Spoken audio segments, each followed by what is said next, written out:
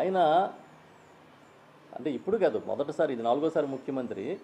ఎప్పుడు కూడా మంచి ఏదైనా జరిగి కొద్దిగా పేరు ఏదైనా వస్తే ఆయన అకౌంట్, తప్పులు జరిగి విమర్శలు వస్తే అధికారుల అకౌంట్.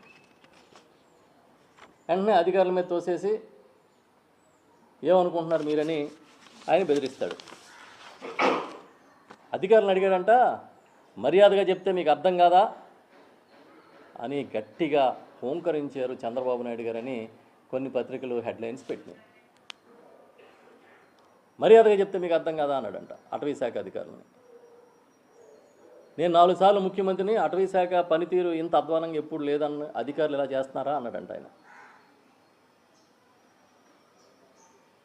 ఏం మాట్లాడాలి మనం? మీ అటవీ శాఖ ఒకటే కాదు బాబు, అన్ని శాఖలు ఇంతే అధ్వానంగా ఉన్నాయి.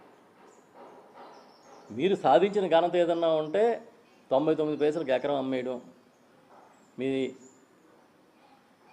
కుమారుడి గారి లోకేష్ గారి తోటి